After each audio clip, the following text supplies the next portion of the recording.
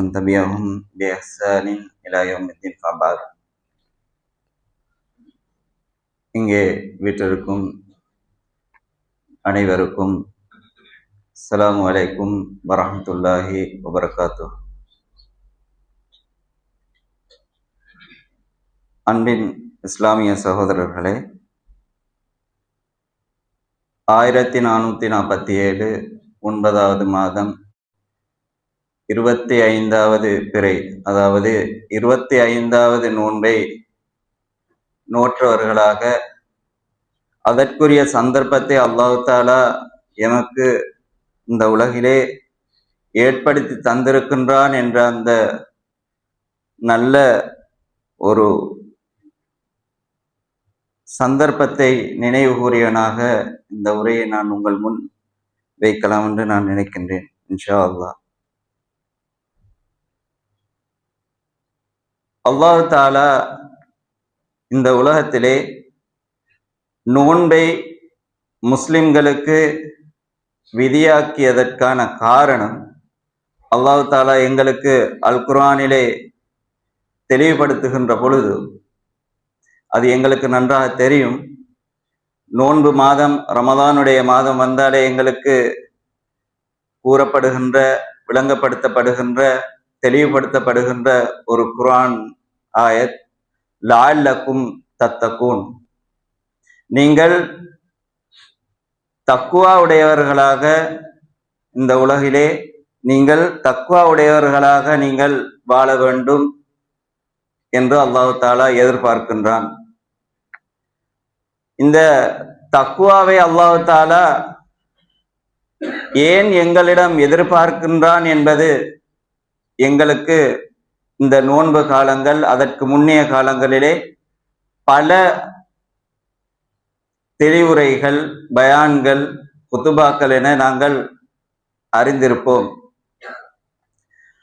இருந்தாலும் நோன்பு என்றால் நாங்கள் அனைவரும் எங்களுடைய மனதிலே, சிறியவர்கள் தொடக்கம் பெரியவர்கள் வரை, ரமலான் மாதம் என்றால் எங்களுக்கு நினைவு வருவது நாங்கள் நோன்பு பிடிக்க வேண்டும்,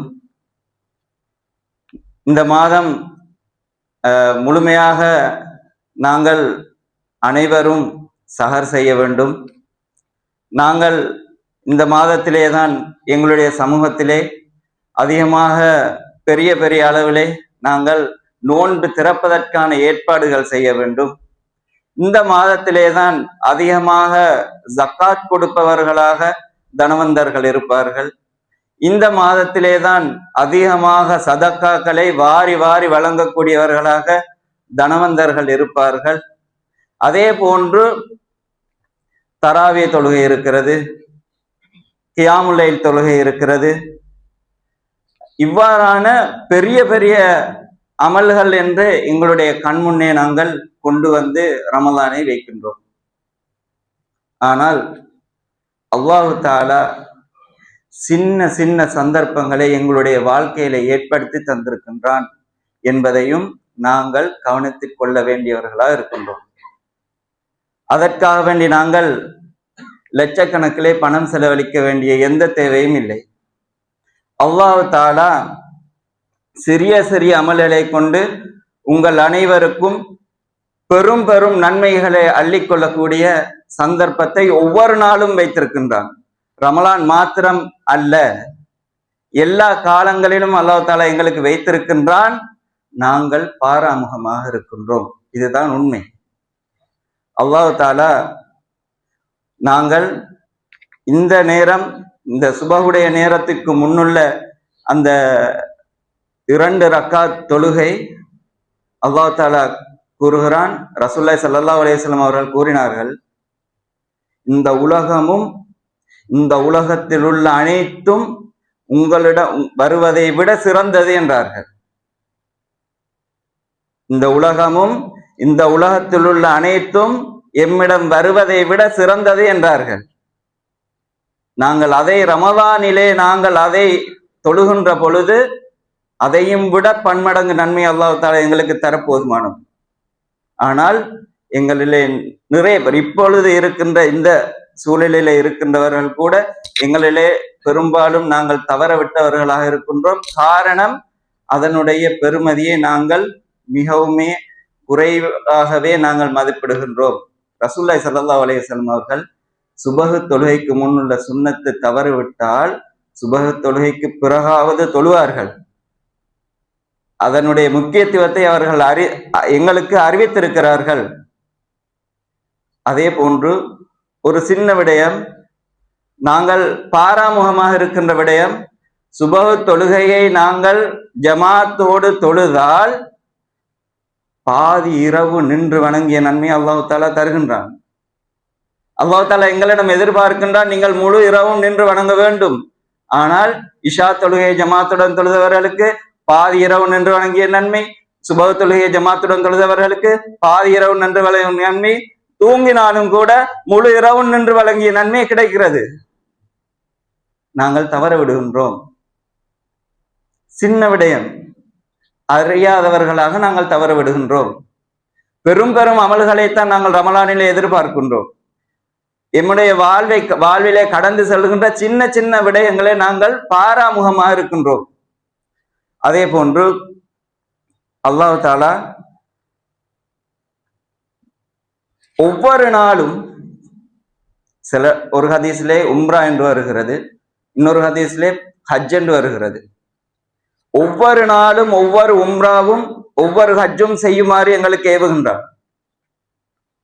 ஹஜ் காலமும் இல்லை, உம்ராவுக்கான செல்வதற்கான வசதியும் இல்லை. ஆனால் ஒவ்வொரு நாளும் ஒவ்வொரு உம்ராவும் ஒவ்வொரு ஹஜ்ஜும் செய்யுமாறு அல்லாஹ் தஆலா எங்களுக்கு பணித்திருக்கின்றான். அதை அல்லாஹ் தஆலா நாடியவர்களுக்குத்தான் கொடுப்பான். அது எவ்வாறு? சுபஹ் தொழுகையை அதே இடத்திலே தொழுத இடத்திலேயே சூரியன் ஒரு உதிப்பதற்கு, அதாவது 18 அல்லது 20 நிமிடத்துக்கு பிறகு, சூரியன் உதித்து 18 ஈட்டியின் அளவுண்டு தான் வருகிறது, 18 அல்லது 20 நிமிடத்துக்கு பிறகு அதே இடத்திலே இருந்தவர்களாக சலாத்துல் இஷ்ராக், ஷுரூக் ஷம்ஸ், அந்த தொழுகையை நாங்கள் தொழுதால் 2 ரக்காத் ஏற்றுக்கொள்ளப்பட்ட ஹஜ். அல்லாஹ் தஆலா ஹஜ்ஜை ஏற்றுக்கொள்ள வேண்டுமென்றால், உம்ராவை ஏற்றுக்கொள்ள வேண்டுமென்றால் அதற்கு அல்லாஹ் தஆலா 1% ஹராம் கலக்கக்கூடாது, பாவங்களுடைய எண்ணங்கள் வரக்கூடாது, எந்த விதத்திலையும் அல்லாஹ் தஆலாக்கு மாறு செய்யக்கூடாது. முழுமையான ஹஜ்ஜாக, ஹஜ்ஜுல் மப்ரூராக அது எங்களுக்கு ஏற்றுக்கொள்ளப்பட வேண்டும் என்றால். ஆனால் இருந்த இடத்திலே வைத்து அல்லாஹ் தஆலா எங்களுக்கு ஏற்றுக்கொள்ளப்பட்ட ஹஜ்ஜுக்குரிய நன்மையை தருகிறான், ஏற்றுக்கொள்ளப்பட்ட உம்ராக்குரிய நன்மையை தருகிறான். சுபஹ் தொழுகை அதே இடத்திலே இருந்து தொழுது விட்டு சூரியன் உதயமாகி அதுவரை குர்ஆன் ஓதலாம், திக்ர் செய்யலாம், எங்களுக்குரிய சின்ன சின்ன அமல்களை அதே இடத்திலே நாங்கள் செய்யலாம். அதே இடத்திலே இருந்து சூரியன் உதயமாகி 18 அல்லது 20 நிமிடங்களுக்கு பின்னர் நாங்கள் 2 ரக்காத் தொழுவோமே ஆனால் ஏற்றுக்கொள்ளப்பட்ட உம்ரா, ஏற்றுக்கொள்ளப்பட்ட ஹஜ்ஜுக்குரிய நன்மை அல்லாஹ் தஆலா தருகிறார். அல்லாஹ் தஆலா ஒவ்வொரு நாளும் இதனை செய்யுமாறு அல்லாஹ் தஆலா எங்களுக்கு பணித்திருக்கின்றான். அதே போன்று சுப்ஹானல்லாஹி வ பிஹம்திஹி என்ற சின்ன ஒரு எங்களுடைய நாவுக்கு லேசான ஒரு துஆ இந்த ரமலானிலே மட்டுமல்ல, ரமலானுக்கு பிறகு ஏனைய 11 மாதமும் கூட எம்முடைய நாவினால் 100 முறை அதை மொழிந்தால் ஒவ்வொரு நாளும் சொல்லுகின்ற ஒரு நாளைக்கு 100 முறை வீதம் எத்தனை தடவை கூறினாலும் அல்லாஹு தஆலா கடல் நுரையளவு எமது பாவம் இருந்தால் கூட மன்னிக்கிறான் என்று சொல்கிறான். நிச்சயமாக, சத்தியமாக அல்லாஹு தஆலா மன்னிப்பான். அதனை அல்லாஹு தஆலா எங்களுக்கு அழகான முறையிலே தெளிவுபடுத்துகிறான். அதே போன்று சுப்ஹானல்லாஹி வல்ஹம்துலில்லாஹி வலா இலாஹா இல்லல்லாஹ் வல்லாஹு அக்பர் என்ற சிறிய அந்த ஒரு திக்ர், அதனை கூறி முடியும் பொழுதே ஒரு மரம் சொர்க்கத்திலே அல்லாஹ் தாலா எங்களுக்கு நாட்டுகிறான். சுப்ஹானல்லாஹ்வுக்கு ஒரு மரம், ஒவ்வொன்றுக்கும் ஒவ்வொரு மரம் நாட்டப்படுவதாக ஹதீஸிலே வருகிறது. அதே போன்று அல்லாஹ் தாலா எங்களிடம் எதிர்பார்க்கின்றான், ஒவ்வொரு நாளும் முடியும் என்றால் 100 அடிமைகளை விடுதலை செய்ய வேண்டும். 100 ஒட்டகைகளை அல்லாஹ்வுடைய பாதையிலே அறுத்து பலியிட வேண்டும். அதே போன்று 100 குதிரைகளை அல்லாஹ் தாலாவுடைய பாதையிலே போருக்காக வேண்டி அனுப்ப வேண்டும். நாங்கள் கூறுகின்ற சுப்ஹான் அல்லாஹ் 100 முறை கூறினால் அது 100 அடிமைகளை அல்லாஹ் தாலா விடுவித்த நன்மையை தருகிறான். ரமதானிலே அதற்குரிய கூலி எவ்வாறு இருக்கும்? சாதாரணமாக ஒரு ஃபர்து தொழுகையை தொழுதால் 70 ஃபர்தை நிறைவேற்றிய நன்மையும், சாதாரணமாக ஒரு சுன்னத்தை நாங்கள் நிறைவேற்றினால் ஒரு ஃபர்தை நிறைவேற்றிய நன்மையும் தரக்கூடிய இந்த மாதம் அல்லாஹ் தாலா அல்ஹம்துலில்லாஹ் என்று நாங்கள் கூறினால் 100 குதிரைகளை அல்லாஹ்வுடைய பாதையிலே போருக்காக வேண்டி அனுப்பிய நன்மை அல்லாஹ் தாலா தருகிறான். அதே போன்று அல்லாஹ் அக்பர் என்று நாங்கள் கூறினால் 100 முறை 100 ஒட்டகத்தை அறுத்து பலியிட்ட நன்மை அல்லாஹ் தாலா தருகிறான்.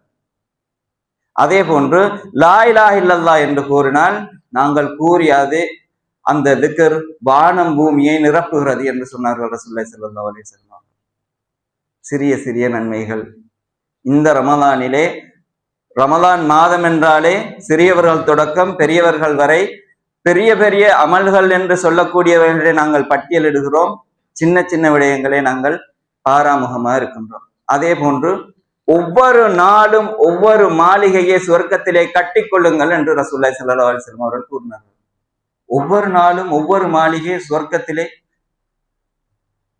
ரசூலுல்லாஹி ஸல்லல்லாஹு அலைஹி வஸல்லம் கூறினார்கள், நீங்கள் சுபஹுக்கு முன் 2 ரக்காத், லுஹருக்கு முன்னர் 4 ரக்காத், லுஹருக்கு பின்னர் 2 ரக்காத், அசருக்கு இல்லை, மக்ரிபுக்கு பிறகு 2 ரக்காத், இஷாவுக்கு பிறகு 2 ரக்காத், மொத்தமாக 12 ரக்காத்துகள் நீங்கள் சுன்னத்து தொழுகையை நீங்கள் நிறைவேற்றினால் ஒவ்வொரு நாளும் ஒவ்வொரு மாளிகை சொர்க்கத்திலே உங்களுக்கு கட்டப்படும் என்றார்கள். அந்த மாளிகை எங்கே கட்டப்படும்? ரசூலுல்லாஹி ஸல்லல்லாஹு அலைஹி வஸல்லம் அவர்கள் விரும்பிய சொர்க்கமான உங்களுக்கு நீங்கள் கேட்பதென்றால் அந்த சொர்க்கத்தையே கேளுங்கள் என்று எங்களுக்கு சொல்லி தந்த ஜன்னத்துல் ஃபிர்தௌஸிலே கட்டப்படும். அந்த ஜன்னத்துல் ஃபிர்தௌஸ் அல்லாஹ் தாலாவுடைய அர்ஷின் கீழாலே இருக்கின்ற சொர்க்கம். அங்கேதான் சொர்க்கத்துடைய ஆறுகள் எல்லாம் ஊற்றெடுக்கக்கூடிய இடம். அங்கேதான் எங்களுக்கு ஒவ்வொரு நாளும் ஒவ்வொரு மாளிகையை எங்களுக்கு கட்டிக்கொள்ளுங்கள் என்றார்கள். இந்த ரமதானிலே எங்கள் எத்தனை பேர், நான் உட்பட, இந்த விடயங்களில் இந்த அமல்களிலே நாங்கள் பாராமுகமாக இருந்திருக்கின்றோம் என்பதை நாங்கள் ஒரு சின்ன விடயம், ஆனால் நாங்கள் இதனை அடைந்து கொள்வதிலே மிகவும் கரிசனையற்றவர்களாக இருக்கின்றோம். அதே போன்று 3 விடயத்தை ரசூலுல்லாஹி ஸல்லல்லாஹு அலைஹி வஸல்லம் அவர்கள் கூறினார்கள். நீங்கள் பார்த்து கொண்டிருக்கும் போதெல்லாம் உங்களுக்கு நன்மையாக பதியப்படும், ஆனால் நாங்கள் பாராமுகமாக இருக்கின்றோம். முதலாவது காபத்துல்லாவை நாங்கள் பார்த்து கொண்டிருக்கும் பொழுது பார்க்கும் காலமெல்லாம் நன்மையாக பதியப்படும். அல் குர்ஆனை பார்த்து கொண்டிருந்தால் நன்மை எழுதப்பட்டு கொண்டே இருக்கும். அதே போன்று எங்களுடைய தாய் மற்றும் தந்தையருடைய முகம், உம்மா வாப்பாவுடைய முகம், இதனை பார்த்து கொண்டிருக்கும் காலமெல்லாம் அல்லாஹு தஆலா நன்மை எழுதி கொண்டே இருப்பான். நாங்கள் இந்த ரமலானிலே நாங்கள் எதை தவற விட்டோம்? அதே போன்று இன்னொரு இடத்திலே ஹதீஸ்லே வருகிறது, எங்களுடைய தாயுடைய முகத்தை உண்மையான அன்பா, அதாவது அடிமனதினால் நாங்கள் உற்று நோக்கின்ற பொழுது, தாயை பார்த்து சிரிக்கின்ற பொழுது ஏற்றுக்கொள்ளப்பட்ட ஹஜ்ஜுடைய நன்மை அல்லாஹ் தஆலா தருகிறான். ஏற்றுக்கொள்ளப்பட்ட ஹஜ்ஜுடைய இதெல்லாம் ரமலானிலே அல்லாஹ் தஆலா பன்மடங்காக பெருக்கி தர போதுமானவன். ஆனால் நாங்கள் தவற விடுகின்றோம். சின்ன சின்ன விடயங்கள், பாவங்கள் என்று வருகின்ற பொழுதும் சின்ன சின்ன விடயங்களை நாங்கள் தவற விடுகின்றோம். ஒரு சஹாபியுடைய சம்பவத்தை கூறி நான் இந்த விடயத்தை முடித்துக் கொள்கின்றேன். சின்ன ஒரு விடயம். எங்களுக்கு தெரியும் ஹதீஸ்களிலே இந்த ஹதீஸை பொறுத்தவரையிலே சராத்தரங்களிலே சில வித்தியாசங்கள் இருந்தாலும் சில இடத்திலே இதுகள் ஷியாக்களுக்கு மத்தியிலேயும் இட்டுக்கட்டப்பட்ட சில இதுகள் இருந்தாலும் குறிப்பாக இந்த ஹதீஸை மாத்திரம் நான் கூறுகின்றேன். சாலபா இப்னு அப்துர் ரஹ்மான் அஸ்லம் என்று சொல்லக்கூடிய ஒரு சஹாபி. அந்த சஹாபி ஹாதிமுர் ரசூல் என்றும் சொல்லப்படுகிறது. ரசூலுல்லாஹி ஸல்லல்லாஹு அலைஹி வஸல்லம் அவர்களுடைய வேலை சேவையாளர் என்றும் சொல்லப்படுகிறது. இவருடைய வயது 16 வயது. இவருடைய வயது 16. ரசூலுல்லாஹி ஸல்லல்லாஹு அலைஹி வஸல்லம் அவர்கள் மதீனாவுக்கு சென்று ஒரு அலுவலாக சந்தைக்கு சென்று வருமாறு இவரை அனுப்புகிறார். இவருடைய குதிரை அல்லது ஒட்டகத்திலே இவர் செல்கிறார். சென்ற சந்தர்ப்பம் ஒரு வீடு, அந்த காலம் வீடு மறைவினால் பிடவைகளால் மறைக்கப்பட்டுத்தான் இருக்கும் பெரும்பாலும். அந்த நேரம் அந்த இடத்திலே இவர் செல்கின்ற பொழுது ஒரு காற்றின் காரணமாக அந்த ஒரு இடத்திலே குளியலறை அதிலே பிடவை ஓரமாகிறது காற்றினால். அப்ப இவருடைய பார்வை ஒரு முறை அல்லது இருமுறை அவருடைய பார்வை அங்கே விழுகிறது. அங்கு ஒரு பெண் குளித்து கொண்டிருந்தார். இவ்வளவுதான் அவர் செய்த அந்த செயல். இவ்வளவுதான் இவர் செய்த அந்த செயல். இவ்வளவுதான், ஒரு சிறிய செயல் என்று எமருடைய பார்வைக்கு அது விளங்கினாலும் அந்த சஹாபிக்கு அது பெரியதாக விளங்கியது. போய்கொண்டிருக்கும் பொழுதே அழ ஆரம்பித்து விட்டார். அழுகிறார். 4-5 நாட்களாக காணவில்லை. ரசூலுல்லாஹி ஸல்லல்லாஹு அலைஹி வஸல்லம் அவர்கள் உமர் ரலியல்லாஹு அன்ஹு அவர்களையும் சல்மான் அல் ஃபாரிஸி ரலியல்லாஹு அன்ஹு அவர்களையும் அனுப்புகிறார்கள். எங்கே அந்த சாலபா, அவரை தேடி வாருங்கள், அவரை காணவில்லை, 5 நாட்கள் ஆகிறது. இவர்கள்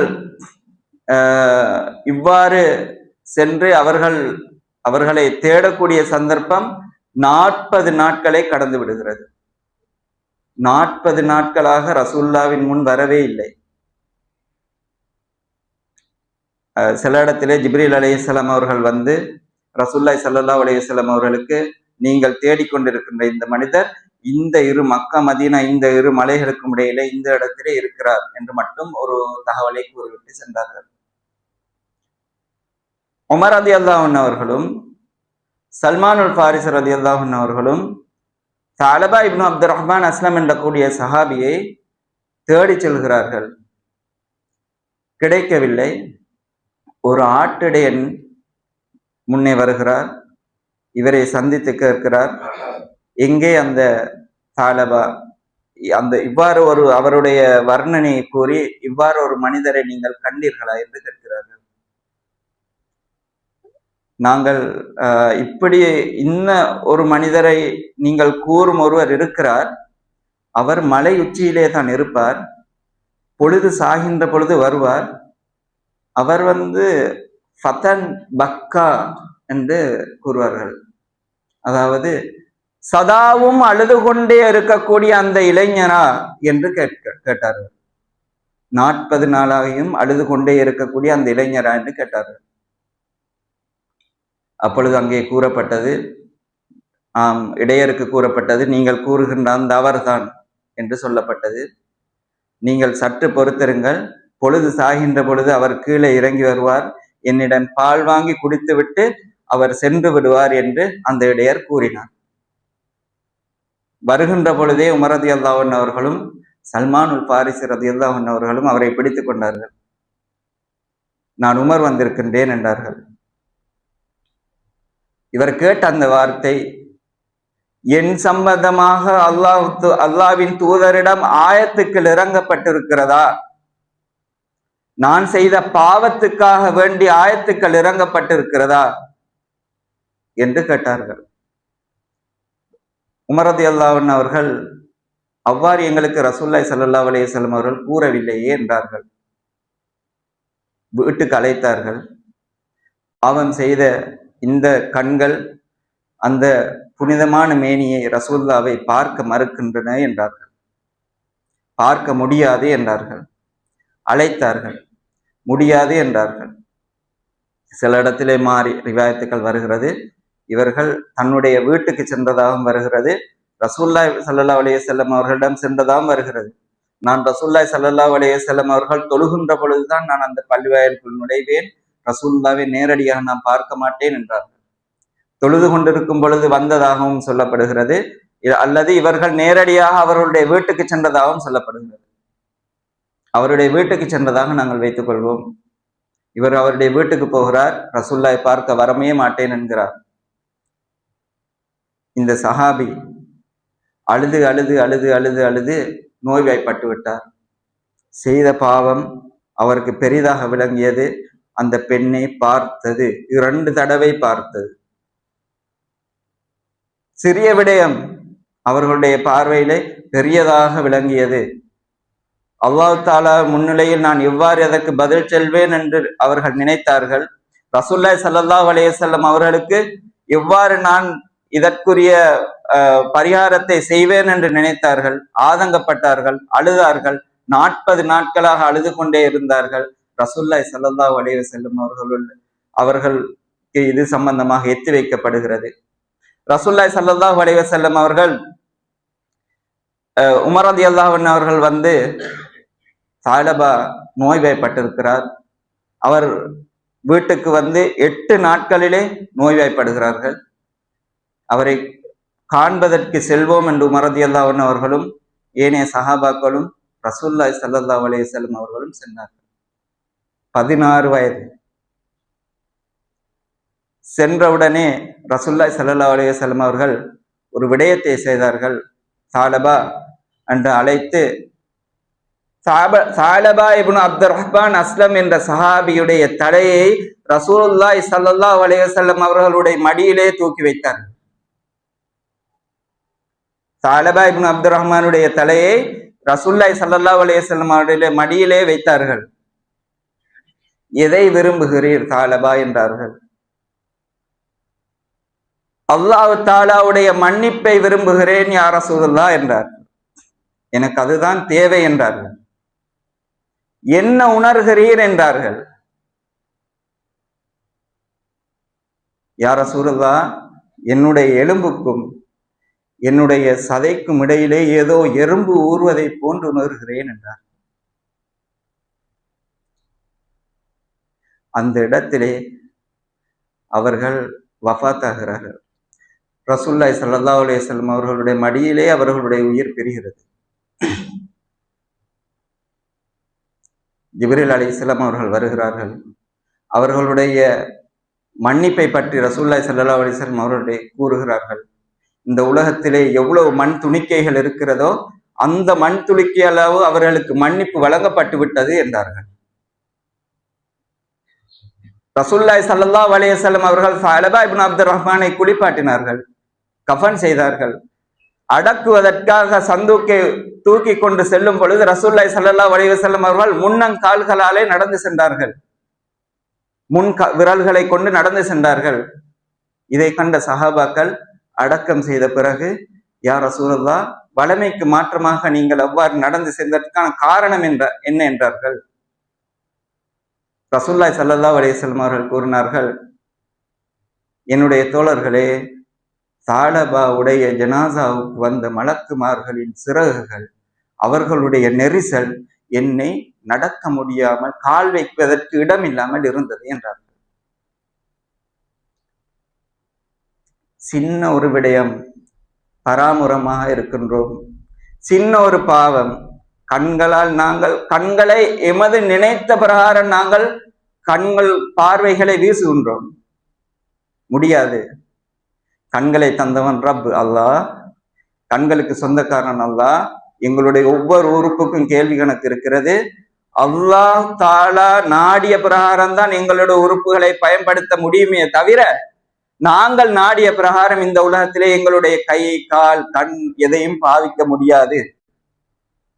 அல்லாஹு தாலா இந்த சின்ன ஒரு செயலுக்காக வேண்டி அல்லாஹு தாலா பெரிய ஒரு கூலியை தந்து படிப்பினையாய் மறுமை வரைக்கும் இந்த சஹாபி அல்லாஹு தாலா எங்களுக்கு வைத்திருக்கின்றார். எனவே அன்பின் சகோதரர்களே, சிறிய சிறிய விடயங்களை நாங்கள் இந்த ரமதான் மாதத்திலே பராமுகமாக இருந்து விட வேண்டாம் என்பதையும், அவ்வாறு பெரிய பெரிய விடயங்களே நாங்கள் கவனம் செலுத்துவதை போன்று இந்த சின்ன விடயங்கள் நிறைய இருக்கின்றன.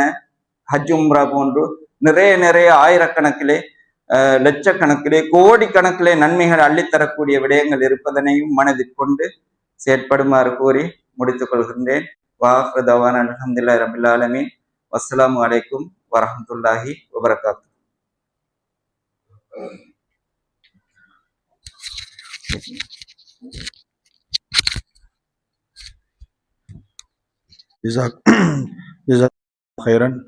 எங்களோட அழைப்பை ஏற்று அழகான முறையில் நல்ல விஷயங்களை சொல்லி தந்த ஷேக் அவங்களுக்கு ஜிசாக்குமுல்லா ஹைரன். அல்லாஹ் ஜிசாக்கு பில் ஹைர். உங்களுக்கான கேள்வி: ஒரு மனிதன் 3 விடயத்தை பார்க்கின்ற பொழுதெல்லாம் அல்லாஹு தாலா கொண்டிருக்கின்றான். அதில் ஒன்று தாய் தந்தையின் முகம். இந்த தாய் தந்தையின் முகத்தை பார்க்கின்ற பொழுது இன்னொரு ஹதீஸில் இவ்வாறு ஒரு கூலி இருக்கின்றது. தாய் தந்தையின் முகத்தை பார்க்கின்ற பொழுது கூலி இருக்கின்றது, இவ்வாறு கூலி இருக்கின்றது என்று ஸல்லல்லாஹு அலைஹி வஸல்லம் அவர்கள் சொன்னார்கள். அந்த அந்த நன்மை என்ன என்பது தான் இன்றைக்கான கேள்வி. சுப்ஹானக்கல்லாஹும்ம வபிஹம்திக அஷ்ஹது அல்லா இலாஹா இல்லா அன்த அஸ்தக்ஃபிருக்க.